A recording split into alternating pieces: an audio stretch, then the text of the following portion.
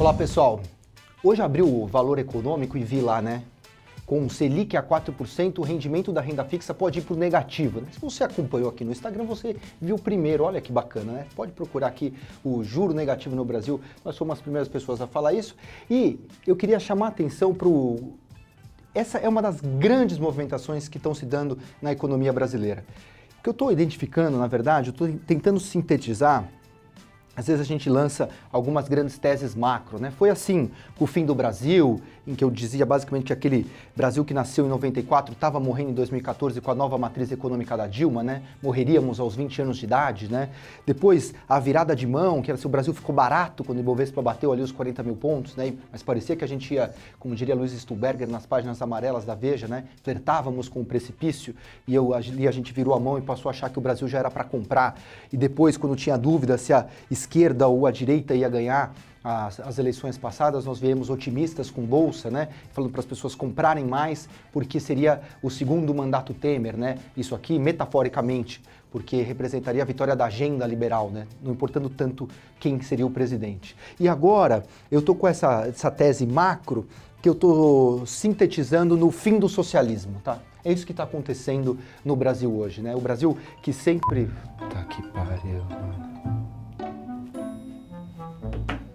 O Brasil que sempre foi um país que disse capitalista, mas que na verdade, na essência dele, se você recuperasse como se dão as relações, você via que não era na essência um país capitalista, né? Por quê? O país capitalista, o que ele faz, né? Direito à propriedade precisa ter, respeito aos contratos, obediência à sinalização dos sistemas de preço, ou seja, respeito às leis da oferta e demanda, né? E um governo e um Estado que fomente essas três coisas anteriores, né? Olha, o Brasil, você acha que teve respeito aos contratos com a MP 579 da Dilma Rousseff, que canetou tudo no setor elétrico brasileiro? Você acha que tem direito à propriedade privada, né? Se de repente, a quem você compra ações da Petrobras e de repente tem um aumento de capital em que você é chamado a contribuir com dinheiro e a União aporta o Oceano Atlântico, né, com os recursos do pré-sal. Não é justo, né, esse tipo de coisa. Então, que respeito à propriedade privada que se tem nesse país, né? E obediência às sinalizações do sistema de preços, né, com um governo que controlou o preço de energia, que controlou muitas vezes o preço do câmbio, que controlou preço da gasolina, né? Então não tem também obediência às sinalizações do sistema de preço. Não é um governo que fomenta tudo isso e, portanto, não é um sistema capitalista. O que a gente está fazendo agora é justamente tirando essas amarras e é por isso que a gente ainda não viu um crescimento, mas você deu sorte, porque você está entre os 5% mais aptos da população brasileira, que está muito à frente e está se antecipando, se interessando por investimento. Eu tenho uma notícia para você. Você, se fizer as coisas direito, você vai ficar rico nos próximos 5 a 6 anos na Bolsa. É verdade isso. A transformação que vai ter nos investimentos, a transformação que vai ter de preço de ação, de preço da renda fixa longa, isso está dando uma enorme possibilidade, ainda não refletida nos preços e nas condições materiais da economia brasileira. Por quê? Porque a gente está passando por uma tripla transição complexa. Eu vejo 3 transições aqui, por isso que você não está vendo um grande crescimento econômico ainda. A primeira grande transição é do ponto de vista do que é o PIB, né? O PIB de um país, ele é consumo, mais investimento, mais gasto do governo, mais exportações líquidas. Ou seja, o gasto do governo, que sempre foi um componente importante no Brasil, esse cara está diminuindo muito. Como esse cara está diminuindo muito, o governo está saindo da economia, você tem um PIB que no primeiro momento cai. O que acontece? Quando o governo sai, você precisa de um tempo para o setor privado passar a desempenhar o papel do governo. Então o governo está saindo, abrindo espaço para o crowding in, que se chama, para a entrada do setor privado. Então a gente está fazendo essa transição do setor público para o setor privado ficando mais relevante. E quando o setor privado fica mais relevante, a gente tem um ganho de eficiência brutal da economia brasileira. E um dos problemas nossos é ganho de produtividade, que está estagnada há 25 anos no Brasil. E com o setor privado, que tem concorrência, que tem competição, que tem tentativa e erro, no governo não dá para ter tentativa e erro. Como é que você faz uma grande descoberta de produtividade no governo se tudo é feito, você comprar uma caneta, você precisa abrir uma licitação?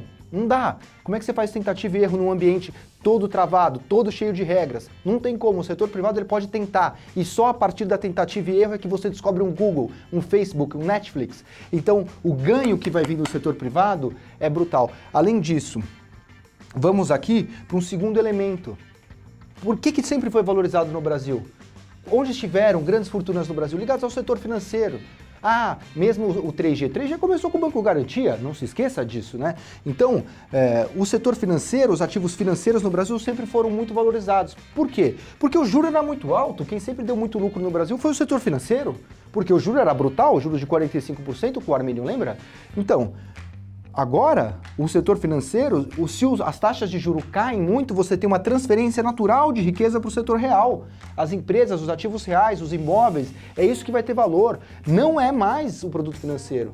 Então, o que é real tem muito mais valor. E claro, você vai poder ter mecanismos de financiamento das empresas muito melhores, né? As empresas poderiam não ser viáveis, metade dos negócios brasileiros talvez não fossem viáveis com uma Selic de 20, mas uma Selic de 4 pode tornar essas empresas viáveis, né? Então, a transformação que o lado real da economia passa a ser valorizado é parte do segundo tripé dessa tripla transição. E o terceiro, uma economia que sempre foi fechada, lacrada, agora passa a ser uma economia mais aberta. Você tem o acordo do Mercosul com a União Europeia batendo na porta. Vamos para o Japão agora tentar fazer um acordo. Quem sabe não sai um acordo com os Estados Unidos.